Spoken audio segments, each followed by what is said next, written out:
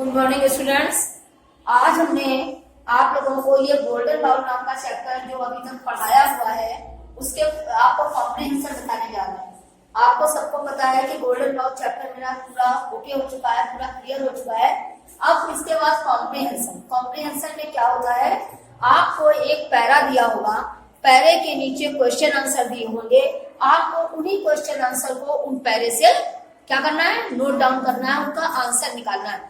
जो पैरा दिया होगा, सपोज दैट ये पैरा दिया हुआ है, नाउ इन द सिटी से लेकर आपका वुमेन्स तक जो पैरा दिया हुआ है, हम जो भी क्वेश्चन उस पैरे में दिए होंगे आपको वही आंसर आपको उसी पैरे से मिलेंगे, कहीं और से नहीं मिलेंगे। ये बहुत कठिन काम नहीं है, आप लोग जितनी प्रैक्टिस करोगे उतना ही आप लोगों के लिए लाभदायक है। अब आइए वही पैरा खोलते हैं, नाउ इन द सिटी वाला पैरा खोलिए, वुमेन्स तक का। नाउ इन द सिटी, देखिए आपको सेकंड नंबर वाला पैरा मिला, नाउ इन द सिटी। अब आप देखिए आगे इसका क्वेश्चन है, who lived in the city, what did they do. Who lived in the city, आइए आपको आगे से आंसर देखिए क्या बनाएंगी। Who lived in the city, city में कौन रहता था, एक गरीब लड़की, एक गरीब परिवार रहता था जिसमें कौन कौन था, उसकी बूढ़ी दादी और लड़की, ठीक है। नाउ इन द सिटी, यहां से आप लिखिए now in the city, who lived in the city. In the city there lived a poor family,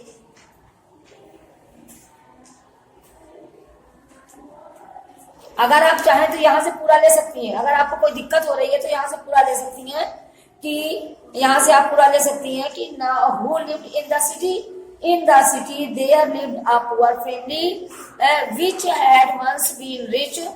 There is only two people in the family, now a young girl and her grandmother. इतना ले सकती हैं, ठीक है। कहाँ से ले सकती हैं, which had once been rich, there were only two people in the family, now a young girl and her grandmother. इतना आप ले सकती हैं, ठीक है। अगर और इसे और शार्ट में करना चाहती है, देखिए इसे लिखिए, who lived in a city, सबको पता है, in the city there lived only a grandmother and her daughter, ठीक है। आपको पता है ना, there lived only two people in the family, now a young girl and her grandmother. बस इतना लिख लीजिए, आप ज्यादा ना बढ़ाइए, इतना लिखिए। देखिए who lived in the city, in the city से उठाइए, या ना इन द सिटी से उठाइए तो यहां से लिखिए, there lived only two people in the family, now a young girl and her grandmother in the city. Clear, ये लाइन बिल्कुल सीधी सीधी मिल जाएगी आपको। फिर व्हाट डिड दे डू, वो क्या करते थे, they work for their living, they lived for their living. मिल गया ना क्लियर, पहला क्लियर हो गया, आगे बढ़िए। Where was the bowl lying, What was it made of? कटोरा किसका, वहां कटोरा कहाँ पड़ा था, और what was it made of, ये किसका बना था कटोरा, सोने का। अब आप इसमें ढूंढिए, lying among old pots and pans in their house was a golden bowl, ठीक है, which having been long out of use, so looked, हाँ ये हो गया।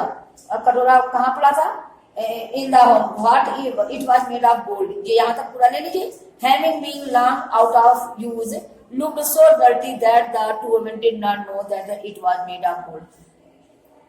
तो ये बहुत बड़ा हो जाएगा, आपको छोटा छोटा दिख रहा है। where was the bowl lying, the bowl was lying among their old pots and pans, ठीक है। यहां से लीजिए, where was the bowl lying, the bowl was lying among their old pots and pans, clear।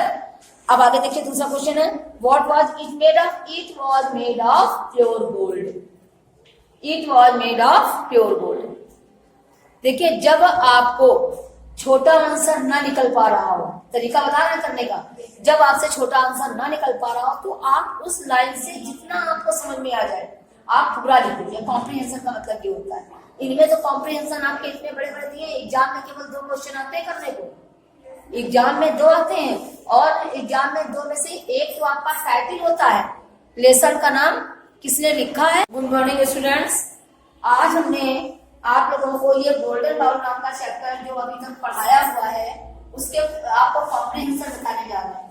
आपको सबको पता है कि गोल्डन बाउल चैप्टर मेरा पूरा ओके हो चुका है, पूरा क्लियर हो चुका है। अब इसके बाद कॉम्प्रिहेंशन। कॉम्प्रिहेंशन में क्या होता है, आपको एक पैरा दिया होगा, पैरे के नीचे क्वेश्चन आंसर दिए होंगे, आपको उन्हीं क्वेश्चन आंसर को उन पैरे से क्या करना है, नोट डाउन करना है, उनका आंसर निकालना है। जो पैरा दिया होगा, सपोज दैट ये पैरा दिया हुआ है, नाउ इन द सिटी से लेकर आपका वुमेन्स तक जो पैरा दिया हुआ है, हम जो भी क्वेश्चन उस पैरे में दिए होंगे आपको वही आंसर आपको उसी पैरे से मिलेंगे, कहीं और से नहीं मिलेंगे। ये बहुत कठिन काम नहीं है, आप लोग जितनी प्रैक्टिस करोगे उतना ही आप लोगों के लिए लाभदायक है। अब आइए वही पैरा खोलते हैं, नाउ इन द सिटी वाला पैरा खोलिए, वुमेन्स तक का। नाउ इन द सिटी, देखिए आपको सेकंड नंबर वाला पैरा मिला, नाउ इन द सिटी। अब आप देखिए आगे इसका क्वेश्चन है, who lived in the city, what did they do. Who lived in the city, आइए आपको आगे से आंसर देखिए क्या बनाएंगी। Who lived in the city, city में कौन रहता था, एक गरीब लड़की, एक गरीब परिवार रहता था जिसमें कौन कौन था, उसकी बूढ़ी दादी और लड़की, ठीक है। नाउ इन द सिटी, यहां से आप लिखिए now in the city, who lived in the city, in the city there lived a poor family,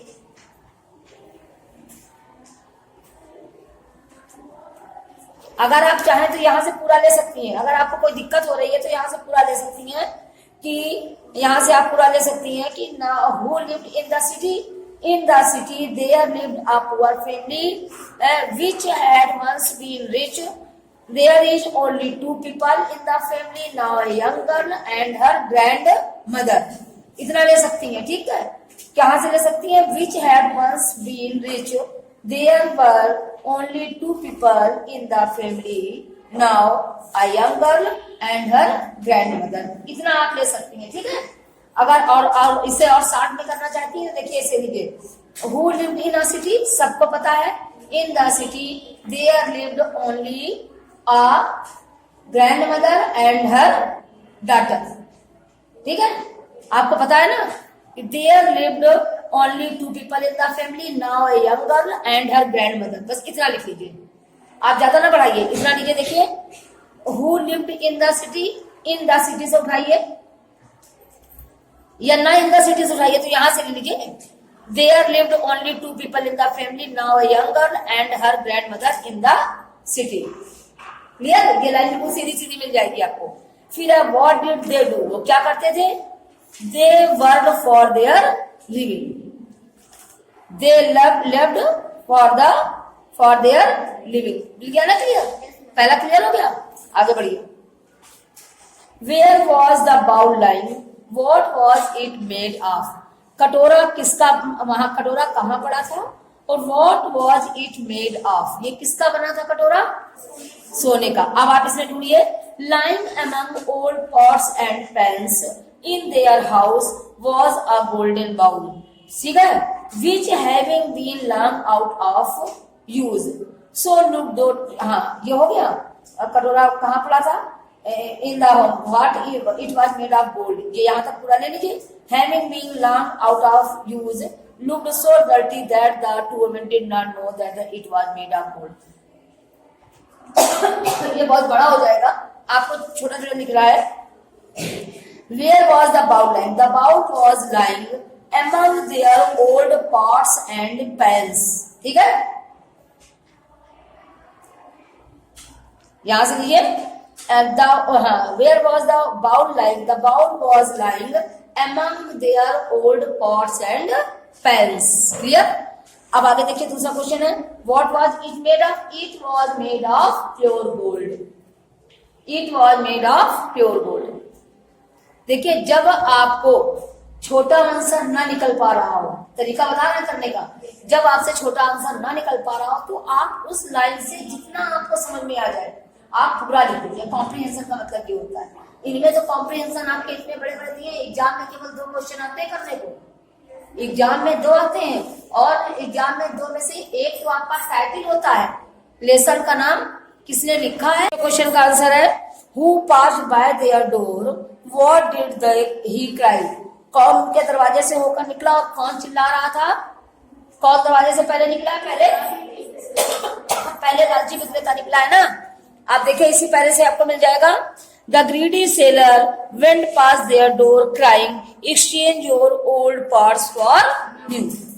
for new, new है, ये चिल्लाते हुए निकला। पूरा हो जाएगा थर्ड का। फोर्थ देखिए why did they want to buy a new plate. वो एक न्यू प्लेट क्यों लेना चाहती थी? अब देखिए ये आंसर बिकॉज से बनेगा। आप क्वेश्चन से पहले उठाइए। क्वेश्चन से कहां से उठाएंगी? They wanted to buy. Clear है आप लोगों की बात? जब वाई के बाद डिड लगा तो जो वांट हमारा लगा है वांट में वांटेड हो जाएगा। पता है आप लोगों को? जब डिड लगा है और वांट लगा तो वांटेड हो जाएगा।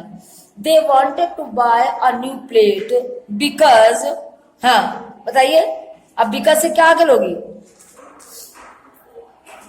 यही से आपका आएगा बिकॉज।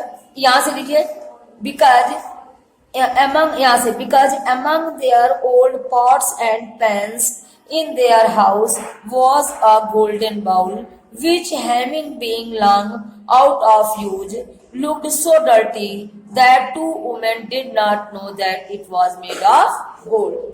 भाई वो दोनों औरतें जो थी वो क्यों इसे एक नई प्लेट से बदलना चाहती थी?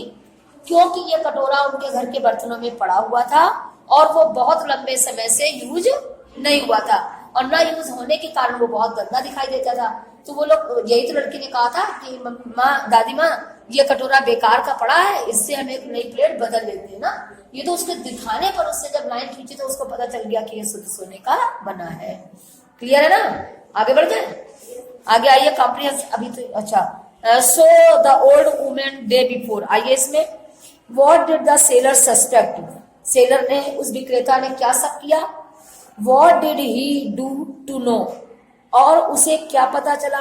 If his suspicion was right, कि उसका जो शक है वो सही है। उसने क्या शक किया? क्या शक किया पहले बताइए? कि कटोरा सोने का बना है। फिर उसने क्या किया अपने शक को दूर करके उसका शक सही है? इसने एक नीडल से कटोरे के नीचे लाइन खींची। आप बस यही इसी पैरा से लीजिए। अब आपका ये पैरा कौन सा आता है? नहीं, सो द ओल्ड वुमेन से डे बिफोर तक आइए। सो द ओल्ड वुमेन से लेकर डे बिफोर। देखिए आपका सेकंड नंबर वाला, सेकंड नंबर वाले से आइए। मिला? सेकंड नंबर जो 2 नंबर पॉइंट पड़ा है उसके नीचे वाले पैरे पे आइए। मिला ना? सो द वुमेन से लेकर, और जहां से थर्ड शुरू है उसके ऊपर तक आइए। मिला? जहां से थर्ड शुरू उसके ऊपर तक आइए, ऑन द डे बिफोर तक। क्लियर? क्यों पीछे आपको मिला कि नहीं मिला? मिल गया ना सबको? अब आपके जितने क्वेश्चन होंगे बस इतने के अंदर रहेंगे। देखिए what did the seller suspect. आप यहीं से लीजिए। हाँ यहां से लीजिए। द सेलर सस्पेक्ट, जहां सस्पेक्टिंग लिखा है वो आप क्वेश्चन के अकॉर्डिंग लगाएंगे। द सेलर सस्पेक्टेड लग जाएगा। The seller suspected it was gold. हाँ इट वॉज गोल्ड। हाँ it was made of gold सही है। It was made of gold. फिर बस आगे आइए। What did he do to know. He, अब देखो ही डिड डू है तो यहाँ पर वर्ब में डिड आ जाएगा। इसकी बात ये बात मेरी पहले समझ लीजिएगा। ये देखिए व्हाट डिड तो हमारा पास्ट टेंस की हेल्पिंग वर्ब लगी है व्हाट डिड, उसके बाद डू मेरी मेन वर्ब लगी है। तो जब मेरी मेन वर्ब का हम पास्ट टेंस बनाएंगे तो क्या हो जाएगा? डिड होगा ना, डिड। लेकिन हमको डू नहीं करना है, हमको स्क्रेज्ड करना है, क्योंकि जो मेरी वर्ब है उसमें ईडी लगाना है। वर्ब मेरी क्या है? स्क्रेज्ड। स्क्रेज्ड में ईडी लग जाएगा। अब डू डिड कुछ नहीं आएगा। ही स्क्रेज्ड, यहां से लीजिए। ही स्क्रेज्ड a line on the bottom with a needle. He knew his suspicion was right. The bowl was pure gold. Clear? Next बढ़िए। What did he pretended and why? उसने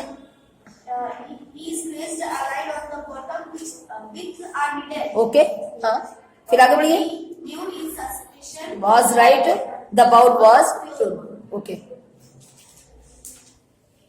इसके बाद देखिए What did he pretended and why? उसने क्या बहाना किया और क्यों किया उसने बहाना?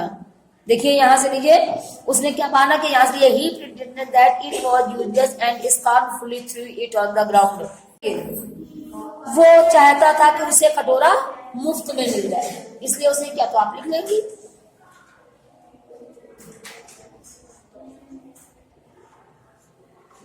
हाँ यहाँ से लीजिए, देखिए ये आपका पहले ही प्रेजेंटेड से बनेगा और बाद वाले में थिंकिंग दैट से बनेगा ना।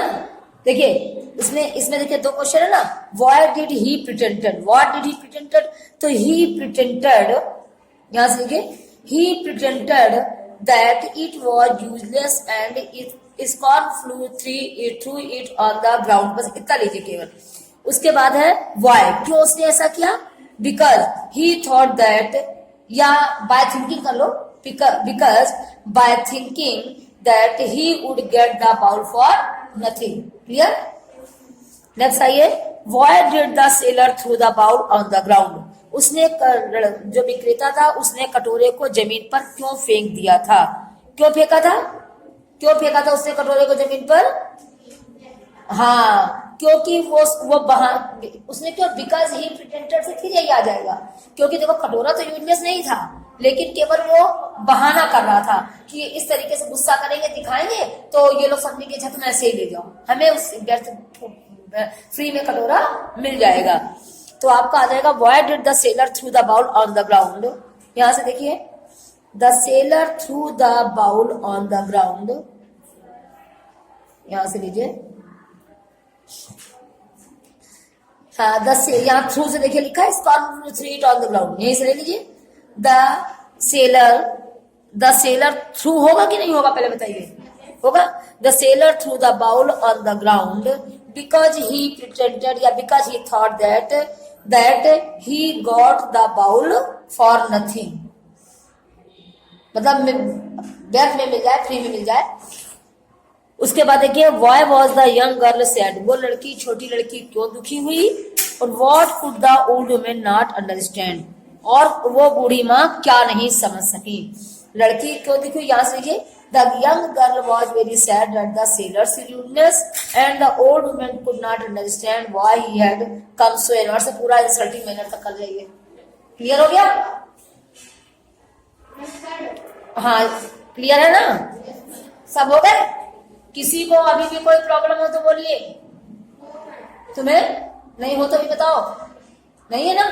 देखिए आंसर थोड़ा सा इधर उधर होगा, अब जैसे मान लीजिए मैंने बाय इंसर्टिंग से बना दिया, बाय थिंकिंग से बना दिया, कभी फुल स्टॉप में बात बनाया तो हमने ही थॉट से बना दिया, इतनी प्रॉब्लम आएगी, इसमें कोई दिक्कत नहीं। आप लोग बिल्कुल भी परेशान मत होइए, 9th क्लास है आपका, आप लोग करना सीखिए कि कैसे करके हम बनाते हैं। बस मेन हमारा ध्यान रखना कहाँ पे है कि जैसे जो मेरी हेल्पिंग वर्ब इंट्रोवर्टिव में पूछी जा रही है, जब हम मेन वर्ब लगाते हैं तो इंट्रोवर्टिव की वर्ब के अकॉर्डिंग मेरी वर्ब आती है आंसर में। जैसे डिड के साथ प्रिटेंड है तो प्रिटेंडेड आ जाएगा, है ना। बहुत ये सब चीजों का ध्यान रखना है। बाकी आपको क्वेश्चन इधर से उधर घुमा फिरा के लेंगे तो कॉम्प्रिहेंशन में नहीं होता, 2 केवल कॉम्प्रिहेंशन आते हैं हाई स्कूल में, और एक तो चैप्टर से ही आपका अपनी बेल लगी। चलिए अच्छा, अब 3 कॉम्प्रिहेंशन क्लियर हो गए। आज हम आपको क्वेश्चन आंसर का जो है वो भेजेंगे क्वेश्चन आंसर, क्योंकि ब्लैक बोर्ड में लिखाना बहुत मुश्किल का काम है। मतलब मुश्किल का क्या काम है, ब्लैक बोर्ड पे इतना कॉम्प्रिहेंशन वगैरह सब चल रहा है, ठीक है ना। हम क्वेश्चन आंसर फिर आपको बोलेंगे, बोल के आप लोग क्या गलत सलत लिखते हो, हाँ देखो देखते हैं मैडम से पूछेंगे, ठीक है ना, जैसा होगा। ठीक है, अब आपका ये हो गया कॉम्प्रिहेंशन, बाकी 2 और बचे हैं, नहीं 3 और बचे हैं, सब हो गए पूरे सबके। कल फिर ये 3 मिलवाते हैं, ठीक है ना, कल 3 और मिलवा देंगे, ठीक है।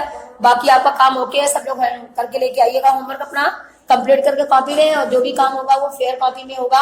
अगर आपको कोई डाउट होता है तो आप रफ में करके लाइएगा, अगर रफ फेयर रोज करेंगे तो बहुत समय बर्बाद होगा।